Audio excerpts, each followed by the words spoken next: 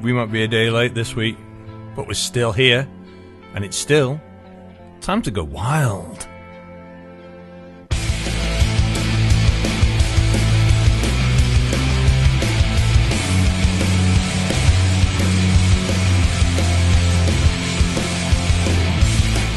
Another Time to Go Wild Radio podcast for you. Of course, we are available on YouTube and Podbean, with Amazon Music picking them up as well. If you want to contact us, of course, we have many ways. Facebook.com/TTGW Radio, or Twitter.com, or is it now X.com/TTGW Radio. You can email ttgwradio@outlook.com, or you can text 07849 767755. Well, had to take the extra day because it was after the drama of Sunday. I'll talk about that shortly, plus a few other little bits, because it's time to go wild.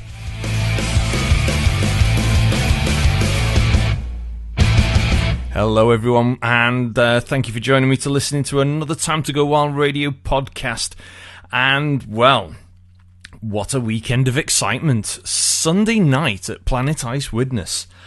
I don't think anybody was quite expecting that kind of a game. We were all on the edge of our seats, perches, toes, everything from the entire game. It was had a cracking sound, cracking atmosphere. What a night. We'll get on to talking about that in a couple of minutes' time. But of course, I think I should do the usual little thing. And that's a roundup of last week's results. So, let's do it.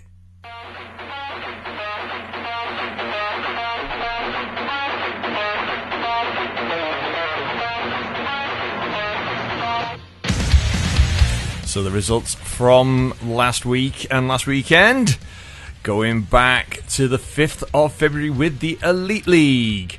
Glasgow Clan 9, Fife Flyers 4 on Saturday.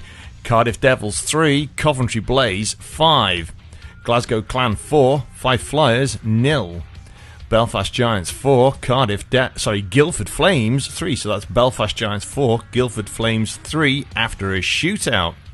Dundee Stars 1, Nottingham Panthers 2. Manchester Storm 1, Sheffield Steelers 3. And on Sunday, Nottingham Panthers 2, Glasgow Clan 3 after a shootout. Belfast Giants 3, Manchester Storm 1. Fife Flyers 3, Dundee Stars 8. Coventry Blaze 3, Sheffield Steelers 2. I've got to get my teeth sorted. So that's Coventry Blaze 3, Sheffield Steelers 2 after overtime. And Guildford Flames 1, Cardiff Devils 3. So that concludes Elite League. Moving to the National League, if my teeth stay in. From Thursday, Peterborough Phantoms 6, Berkshire Bees 0. On Saturday the 8th, Berkshire Bees 3, Telford Tigers 5. Hull Seahawks 8, Romford Raiders 4. Milton Keynes Lightning 2, Leeds Knights 4. Swindon Wildcats 6, Solway Sharks 5. And from Sunday, Bristol Pitbulls 6, Solway Sharks 5 after a shootout. Leeds Knights 2, Milton Keynes Lightning 3. Peterborough Phantoms 5, Hull Seahawks 6 after overtime. Romford Raiders 3, Sheffield Steel Dogs 4 after overtime. Telford Tigers 4, Berkshire Bees 5 after overtime. Moving to NIHL Division 1 North Morley from Saturday, Blackburn Hawks 8, Widnes Wild 2. Leeds Knights North 1, 5, Whitley Warriors 8. On Sunday, Deeside Dragons 3, Nottingham Lions 8. Hull Jets 7, Leeds Knights North 1, 1. Solihull Barons 6, Blackburn Hawks 5. Whitley Warriors 11, Sheffield Scimitars 4. Widnes Wild 1, Billingham Stars 3. And to Division 2 North Laidler. From Saturday, Deeside Ducks 4, Nottingham Lions North 2, 2. Kingston Sharks 6, Sheffield Titans 8. Sutton Sting 4, Altrincham Aces 0. Telford Tigers North 2, 18. Bradford Bulldogs 0. From Sunday, Altrincham Aces 3. Sutton Sting 7. Billingham Buccaneers 3. Kingston Sharks 2. And Nottingham Lions North 2, 1. Coventry NIHL Blaze 9. And I've killed the bed early because we only had a couple of results left, but some big results this weekend and week just gone. A lot of overtimes there on Sunday in the National League. Peterborough and Hull go into overtime, with Hull taking the win by 6-5. Romford and Sheffield Steel Dogs go into overtime with a 4-3 win for the Steel Dogs, and the Bees and Tigers go into overtime in Telford, with the Bees taking that by 5-4. And also Solway and Bristol taking the win there against Solway in a shootout. So 4 of the 5 games on Sunday in the National League all having to use, additional time and additional playing to get a result. However, Division 1, Division 2, very, very different. Couple of big wins. I mean, Telford 18-0 win against Bradford. Ouch. Sutton taking Altrincham by 7-3. But then a tight one between the Kingston Sharks and the Sheffield Titans, though high scoring, with the Kingston Sharks 6 and the Sheffield Titans at 8. Some other big results. Whitley Warriors putting on a bit of a clinic this weekend, taking the Leeds Knights by 8-5 in Leeds, and then another clinic against the Sheffield Scimitars by winning 11-4 back at home. So some big wins. The result, in a way, of the weekend, a lot of people, if you'd have took your predictor stick out and gone, ooh, what should we put on the predictor wall or whatever, I think everybody was astounded in Planetised Widnes. And I know this is the Widnes Wild podcast, but I think everybody was astonished with the Widnes Wild 1, Billingham Stars 3. I mean, Billingham flying high at the moment at the top of the table, which we'll come to a little later on. But that result being by 3-1. And, before I have the interview, let's put this game into context. Because at first we were thinking, okay, it's Billingham. It's going to be a heavy game. So, unusually, Paul Maudsley, veteran goalie in a way nowadays, is Paul. He got the start. And 2 minutes and 44 seconds into the first period, Michael Elder from Ian Brown. And that's the way it stayed in terms of goals. 18 shots on Paul Maudsley and then 9 on Jacob Hammond. At the end of the first period, it's 1-0 to Billingham. We're going, okay, this isn't what we're predicting here.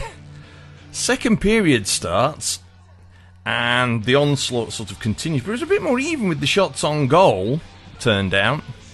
At 25-29, on the power play, Andrew Hopkins from Matt Barlow and Danny Hyde, bang, it's 1-1. And that's how that period stayed. So at the end of 2 periods, and another 12 shots on Paul Maudsley and 14 on Jacob Hammond, it's 1-1. Like going, okay. It's like, this is tight. And some of the shots from both teams and saves from both goaltenders, phenomenal. But I have to tip my hat to Paul Maudsley, especially in that second period. Some of the saves were just unbelievable. I mean, layout saves, post to post. Phenomenal performance. And it didn't stop. It took, in the third period, till 50 minutes and 52 seconds for Conor McNulty, name that played for Widnes last year. He broke the deadlock. Unassisted goal. Bit of a sort of a scramble around the goal. And that took it to 2-1 in favour of Billingham. Widnes called time out at 56-37. Unfortunately, didn't quite go their way. Because at 56-56, Ian Brown from Michael Elder and James Helens got the sort of insurance goal to take it to 3-1 in favour of Billingham. Shots on goal in that third period, 8 on Jacob Hammond, another 20 on Paul Maudsley, so a total of 31 shots on Jacob Hammond and 50 on Paul Maudsley. Paul looked shattered at the end of it, but he played out of his skin. And we were like, well-deserved MVP for Jacob Hammond. Sean Galloway getting the MVP for the Billingham Stars. But, of course, playing in our Evolve Transport Logistics Valentine shirts as well. But performance, the team didn't stop. Wild put their bodies on the line, put everything on the line. And you can't take much away from the entire effort and desire, and we even had a goal waved off for a high stick.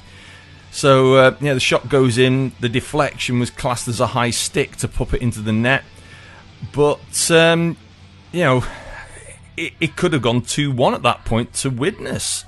And we were like, but no, the referee wiped it out straight away, a straight washout. So the whole game, low penalty minutes all in all throughout the whole game. 2, 4, 6, 10 to Widnes, 14, 2, 4, 6, 8, 10, 12, 14 and 10. So low penalty minutes really, all minor penalties for just general penalty minutes really. So at the end of that game, it was a shame, but the guys absolutely worked their socks off. The noise was fantastic. It was good to have a good supporting crowd from Billingham come down. They made plenty of noise. The Widnes fans were really making some noise. And you could really feel the intensity back at Planet Ice Widnes once again. It made for a cracking night. Well, after the game, I caught up with Danny Davis to get his thoughts on the season so far, and particularly how things have progressed with the team, especially with a few changes that have been made in the recent weeks. The pulse rate's finally come down after an end-to-end fixture between the YKK Widnes Wild and the Billingham Stars. And although we were in our Evolve Valentine's jerseys, you could say there was love and no love on the ice. I've been joined by Danny Davis, and, well, Danny, the last few weeks, I can say there's definitely been a turnaround in that dressing room. Absolutely. I think, especially after watching the game tonight, there's really no let up at all until that final whistle. And from the minute the lads jump on the ice to the minute they're getting off, the effort is absolutely out of this world at the minute. I mean, you're seeing for yourself there was, that was a cracking game of hockey. Back into for the whole game. It really was brilliant to watch.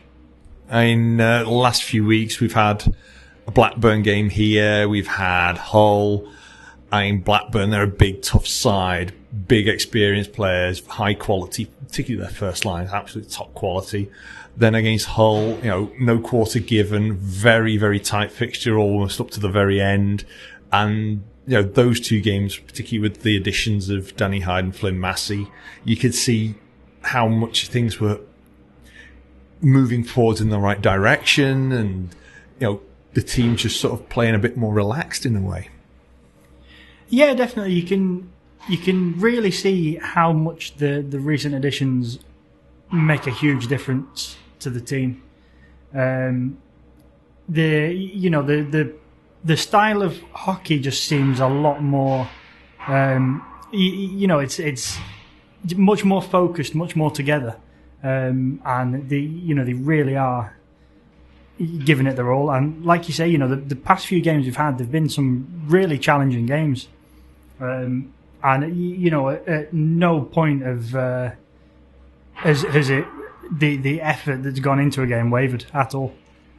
So that was sort of up to this weekend. Last night they were up in Blackburn, 6-2 in Blackburn. But would you say that reflected the overall style of the game, or the intensity and the way things were going? I think it's, The results that we've had against Blackburn have got progressively better throughout the season. It's always a very tough game against Blackburn. The team that they're building up there is fantastic. So it's always hard to go up there and do what our guys do, and put in 100% effort and make it a good game of hockey to watch, despite the scoreline. Yeah, they're a big side. They're a very well drilled. They've got a lot of good young players. They've got some very good senior players. They've got a lot of confidence. They're flying high in the league. They're pushing for at least 2 trophies now because they're in the cup final, and undoubtedly they'll be pushing for a playoff finals weekend. So, they are a big team to watch. They're very confident. But the result last night didn't detract tonight. In fact, tonight, 2 minutes in, maybe the Wild's head didn't drop, which has happened in the past. Billingham think, okay, a couple of minutes in, we got our first goal. And then it was sort of stalemate for ages. Yeah, definitely. Despite the pace of the game and the energy that was in the game, it was, like you say, there wasn't a lot in terms of goals for the most part. But both sides tonight didn't give an inch at all. It was full on end to end from start to finish. Yeah, I mean, for a game to watch, it was fantastic. It was brilliant. I mean, for the lack of goals, particularly in the first and then the subsequent second periods, it wasn't without drama. I mean, going into the first period break, Widnes 0, Billingham 1. Anyone predicting as a pundit would have gone, we weren't expecting that. Don't think anybody was expecting that. And then the second period, with that goal to level it and take it to 1-1, and at the end of that second period, again, most pundits would have been like, the form book's gone out the window. I think, to be honest, the league as a whole this season has, it's had quite a lot of games that have been not necessarily what anyone really expects. But it keeps it exciting. It keeps it very interesting. And like you say, Billingham can come down here and give us a, brilliant game of hockey. So, it's, I wouldn't like to be anybody trying to predict scorelines in this league this season, if I'm honest. There have been some seriously unusual scorelines. Teams that 1 minute are flying high have been getting pasted into the next game or a week later. Just looking through tonight's game, at 1-1 end of the second, and then we get to halfway through the third, and it's still 1-1. And it took till just after 50 minutes before Billingham got the second goal, and then even though the Wild had a goal waved off for a high stick on the play during second period, it was as well, yeah. And then they got that third goal in the dying minutes, but in the end, the MVP was only going to be one player for Widnes. Veteran goalie, really. Paul Maudsley, 50 shots, only 3 goals against. What? Some of the saves. Put that into words. Absolutely superb. Obviously, it's the first time we've seen Paul start for the team since joining us, and I don't know if anybody was expecting on his debut appearance such a superb effort, and I mean, absolutely superb MVP for this evening.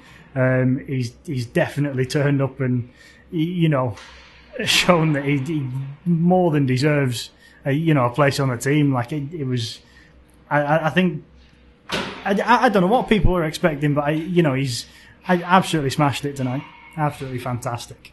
I mean, I've seen Paul play in the past, but tonight, for somebody who's had a lack of ice time and lack of starts for personal reasons, and then come into the Widnes Wild this year as a bit of a bit of an unknown in a way because of what he's been doing in his own personal and playing careers over the last couple of years, and to put in a performance that he did tonight. He's going to be hurting tomorrow. He's really going to hurt. But that takes me back to the days of videography, and that was highlight reel stuff all night from him. Absolutely. I think I seen a couple of the marketing team tonight taking a lot of videos of Paul tonight. So I think, like you say, it's fantastic stuff. Fantastic stuff. And there's a couple of saves. There was some saves where he just closed that 5-hole and just stopped. His case of, that puck is in there somewhere, I'm not moving. And then there was a layout save in the second period and a couple of double saves. And it's on another day with other keepers, they'd have gone in.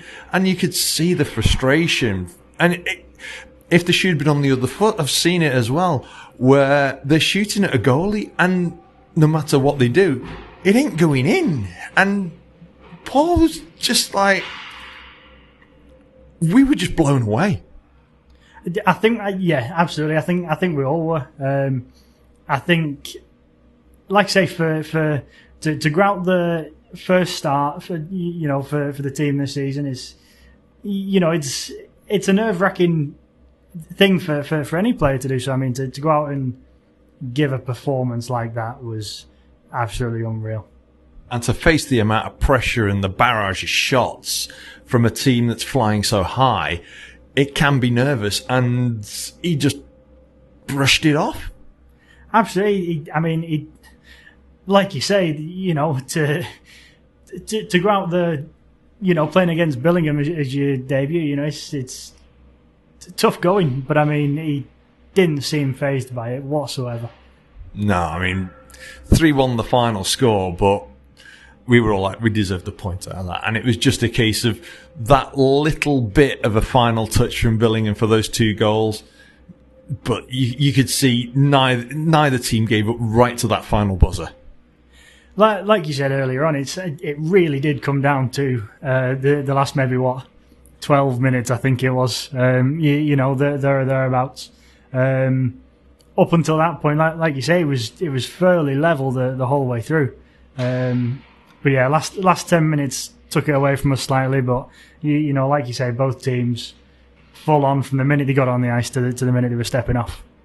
Yeah, and of course tonight we saw the special Valentine shirts supported by Evolve, one of our newer sponsors, and the game was also sponsored by DMH Tires, and that's really good to see. And as well as we saw a bit of an extra surprise for one of our junior players who's off to Quebec with the England under-13s AAA.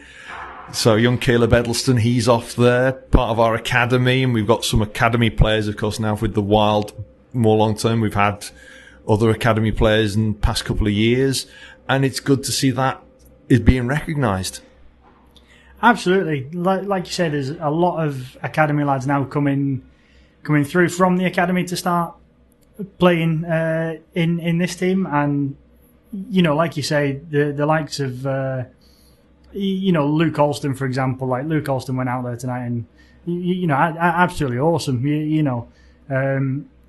Caleb Bost, far too young to play for us just yet. He's absolutely smashing his ice hockey career. So it's fantastic to see the academy now sending players through. Because not only does it help the players in question develop, but it does show that there is a pathway there for lads to aim for. So it's fantastic to see. Yeah, it is. It's really good, and every player on the ice tonight gave their all, put their bodies on the line, and there was a lot of bodies put on the line stopping shots. So in a way, there were a lot of shots blocked by defending players for to reduce the shot count on Paul tonight, and it could have been a lot higher. Absolutely. I think like I say, it was very, very physical game. Lots of you're right. There could have been a lot more shots, but the team, the way they're playing at the minute, nobody gives up until final whistle goes. So they work very hard indeed. And good noise from the crowd tonight. Well attended. It's good to see the fans getting in there, being that extra noise, and you can see them lifting. You can see the team lifting, and it's working in tandem. Absolutely, it can make or break a game. Sometimes it's good to have the noise in the rink to cheer on the lads, and it really does make all the difference.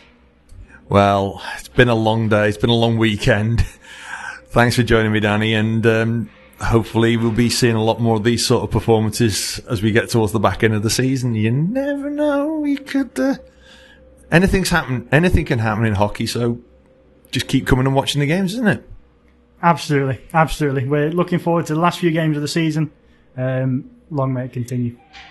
Cheers. Thanks, Danny. Often it's a player, but sometimes you have to get the people behind the scenes, the people who actually run the club, to have a few words just to get their thoughts on things. It has been a really tough season so far, and it will be a tough season all the way up to the end. But you can see just how hard the team are working and pushing forward and grinding out the best results that they can get. The wins might not be there as much as we'd like, but Sunday night, everything was trying their best. It was all there. It's just a case of going up against something that's just not letting you squeeze those goals in. So, take the rough with the smooth on that one. And I'm not going to knock anything that the team did that night. 100% team effort, 100% performance. Couldn't fault them. They did their best, and that's all we can ask as fans. So, what we shall do now is... we'll use this one for this. A little bit of table talk. So we'll go first to the Elite League. And look at how the table's shaping up there. We've got the Five Flyers still in 10th position on 8 points. Manchester Storm in 9th on 25. Dundee Stars in 8th on 33, and on 33 points just above them is the Glasgow Clan in 7th. 6th place is the Guildford Flames on 41, Coventry Blaze in 5th on 45. 4th place is the Cardiff Devils on 46, Nottingham Panthers in 3rd on 48, the Sheffield Steelers in 2nd on 49, and top of the table with quite a gap, Belfast Giants on 57. And, there's a mishmash and slight difference in games played, but you can sort of gather where things are going. I mean, the title, to be honest, at this stage in the season, I think is Belfast's to lose. Runners-up position, well, you've got 4 teams, I'd say. Maybe Guildford could become a bit of an outsider. But you've definitely got Coventry, Cardiff, Nottingham and Sheffield fighting it out for the 2nd through to sort of 5th come 6th positions. There's not much in them. Points maybe 2, and they're all on fairly similar games. So, plenty of movement still possible within the Elite League. Moving to the National League now. And... bottom of the table at the moment in 11th position, the Berkshire Bees. After 42 games, they're on 26.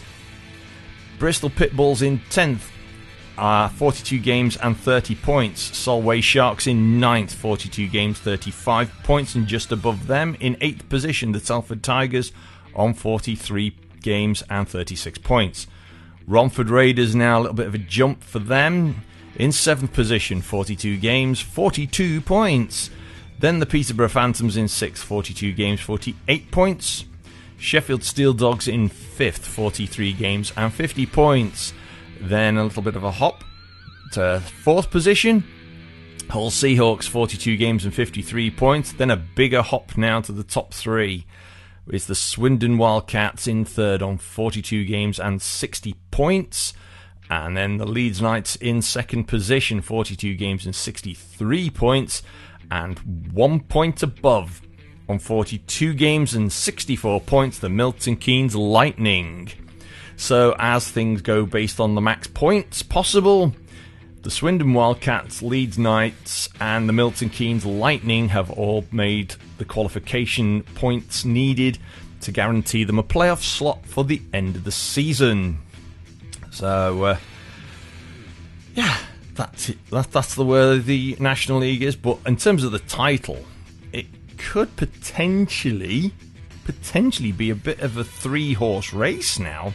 It was a bit of a 2-horse race between Milton Keynes and Leeds, but the Swindon Wildcats seem to have made a bit of a charge. They're only 4 points off the top of the table, and the way things could go, anything can happen. Quick slip here, the odd overtimes and stuff. You never know what could happen. So Swindon could be out. I would say are outsiders at the moment to creep into second or possibly even first spot in the National League. Hopping back down now to Laidler, Division 2 North. Deeside Ducks in 10th, 21 games and 8 points, with the Sheffield Titans in 9th, 19 games and 13 points. 1 point above with 14 after 22 games is the Nottingham Lions NIHL 2. Then in 7th after 22 games in 16 points, it's the Bradford Bulldogs. 6th position held by the Kingston Sharks after 22 games with 23 points. And now we come to the ones who've qualified for the end of season playoff competition already. In 5th position, the Altrincham Aces, 23 games, 35 points.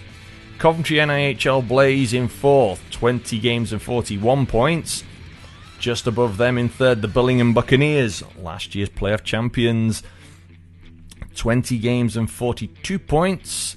And then the Telford Tigers NIHL 2 in 2nd with 22 games and 63 points. And then the Sutton Sting, top of the table, 23 games and 66 points. So the top two are on the same possible maximum of 75. So, it's a 2-horse race, I'd say, now in Laidler for the title between Telford and Sutton. They're going to slug it out. Telford do have a game in hand, but they're 3 points behind. And, of course, it's 3 points for a win in both Laidler, Morley, Wilkinson and Britain this year. So the D1 and D2 leagues have 3 points for a regulation win. So yeah, they're basically level, Telford and Sutton at the moment. So we'll keep an eye on those and see how it goes. Now to Morley, Division 1 North. 10th position is the Sheffield Scimitars after 31 games. They're on 12 points. The Widnes Wild in 9th position after 28 games with 14 points. Leeds Knights NIHL 1 in their debut season, 28 games and 20 points in 8th. The Nottingham Lions having a reasonable season this year, up to 7th position, 27 games and 35 points. The Whitley Warriors in 6th, 25 games, 40 points. Deeside Dragons are in 5th now with 27 games and 45 points. The Hull Jets in 4th, 28 games and 49 points. Solihull Barons in 3rd, 28 games and 61 points. And the Blackburn Hawks, last year's playoff champions, in 28th, after 28 games, 66 points. And top of the table still, the Billingham Stars with 28 games and 75 points. And the teams that have now managed to qualify for the end of season playoff competition are the Whitley Warriors, the Deeside Dragons, Hull Jets, Solihull Barons, Blackburn Hawks and the Billingham Stars. So 6th all the way up to 1st, which leaves 7th and 8th position still in a position where they need to try and qualify. So at the moment you need to get above 38 points, which is what the Widnes Wild potential maximum is. So yeah, that's the target for a team, and closest to that at the moment are the Nottingham Lions on 35. So one win for them will put them on 38 in regulation time. That would take them effectively into a playoff qualification slot. So in terms of Division 1, that's the way things stand. But the title, looking like Billingham. But in terms of Cup and playoffs, anything can happen. And of course, the Cup for Division 1 North is between the Billingham Stars and the Blackburn Hawks in a home and away fixture. So keep your eyes peeled to see whether or not I think it was Blackburn, if I'm not mistaken, took the Cup last year as well. So they got Cup and playoffs, and Billingham took the league. Will it be the same this year? We will have to wait and see. Anything's possible. Ooh, yes. You know, hockey is an unusual sport, and as we found last year at the playoff finals weekend, an outside team can sometimes do the business and get the win. Billingham Buccaneers proved that, very much so. So, a couple of newsy items, I think. And the first one we will have is the Fife Flyers ownership. Yes, Fife Flyers, one of the oldest teams in the leagues these days. And the league were informed the Elite League were informed in mid-January that directors Tom Muir and Jack Wishart would be retiring at the end of the season and looking for new owners for the team. So, yeah, it's a big thing. The two guys have been involved with Fife for a very, very long time. They've been involved with British hockey for a long time. And they've been there with the rough and the smooth for Fife throughout the British National League. They're moving to, after the BNL collapsing, moving to the SNL and then bringing them into the Elite League. And, you know, a few seasons there. It's been a tough one for them this year. And they've decided that it's time to step aside at the end of the year, and they're in the process of looking for new people to take over the club and hope to take it forward. I mean, I hadn't realised it was 2011 when Fife joined the Elite League, so they've been there quite some time now. They've established themselves, so hopefully for the 25-26 season, Fife will continue in the Elite League. Just keep an eye on all the usual news outlets for that one. Now, there's I'm going to do not so much a sound of the police, but there's a rule clarification I've noticed for some recent games in the Elite League regarding goaltender equipment. And in a game between the Sheffield Steelers and the Manchester Storm, goaltender Alex Oldale for the Storm broke his stick on a play. Oldale dropped the stick and played without one for some 3 minutes. Now, in the IIHF rule on this type of play, it says a goaltender may continue to play with a broken stick until a stoppage of play or until they have one legally handed to him by a teammate. A replacement stick for a broken stick cannot be thrown to a goalkeeper on the ice surface. The stick must be passed from hand to hand to the goalkeeper by a teammate on the ice. For a violation of this rule, the offending player shall receive a minor penalty for throwing the stick. So, Alex played without a stick rather than playing with a broken one. Either way, it was fine because he would have to be handed the stick. Now there's another one where it says in Dundee in a game in Dundee, the Glasgow Clan goaltender Lucas Brown lost his catcher in a play around the net that resulted in Dundee scoring. There is no specific rule in the IIHF rulebook covering this situation. However, the IIHF situation book states, it says M1, goalkeeper loses the glove during play, is play stopped. Where do you find this in the rulebook? Answer. Okay. If in the judgment of the referee there is an immediate risk of injury to the goalkeeper, play should be stopped. The referee may allow play to continue if the opposing team has an immediate and impending scoring opportunity. The issue on a play like this is good common sense. You will not find a specific answer in the rulebook. That's a tricky one, that. So I know a lot of times when a goalkeeper might lose the blocker or lose the catcher, due to a collision or whatever's happened in the crease. It's like stop the play, but that's not necessarily the case. So there. And I didn't realise about the broken stick for a goaltender either. They can play with a broken stick until a stoppage. Usually, you see, if the goalkeeper loses the stick for some reason, an outskater will give them their stick and then try and get a spare one from the bench. But the other one is also like a rule about players holding two sticks, and I don't know how it would. It's an interesting food for thought, people. Would it be okay if during the play an outskater goes to the bench, collects a goalkeeper stick, and takes it to the goalkeeper if they've broken their stick, without being involved in play? I suppose it'd be okay. I think it'd be okay. What do you think? Answers on a postcard. Because they're not involved with play, even though they've got two sticks in their hand. I know they can pick up the goalie's stick and pass it back to them, but going to get a replacement stick, goaltender stick from the bench and giving it to the keeper, I suppose the only way they're not actually involved in active play at that moment. That's just my thought. Just my thought.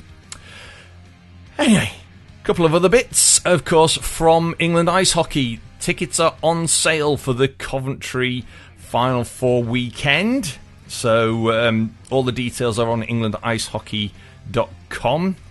The blocks are all notified, and of course there's been updates going out on all the social media outlets informing people of what tickets are available for which block. So if you're interested in the Coventry Finals weekend, as far as I can gather, the ticket prices, it just said, as far as I can see, ticket prices are £75 for adults, £58 for senior citizens, £40 for children. But there is also a £12 venue applied booking fee, so be aware of that as well. And all tickets must have an up-to-date ICE account, so you've got to purchase them through the iceaccount.co.uk/global events and sort it out through there to purchase your tickets. So that's the way the tickets are being sold.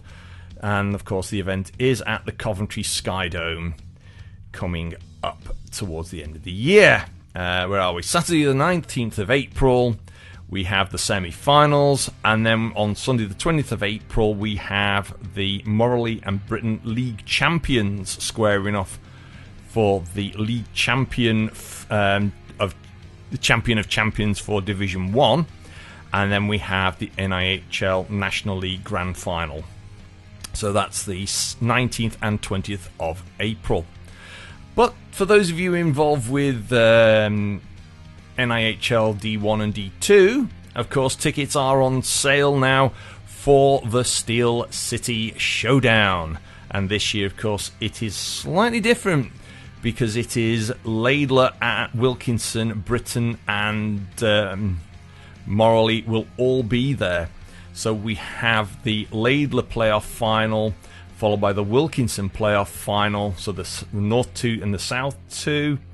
And then we have the Morley playoff final, followed by the Britain playoff final. That's all on the Saturday, so 4 games on the Saturday, and then 2 on the Sunday, where it will be the Laidler against Wilkinson playoff winners for the Champion of Champions for Division 2.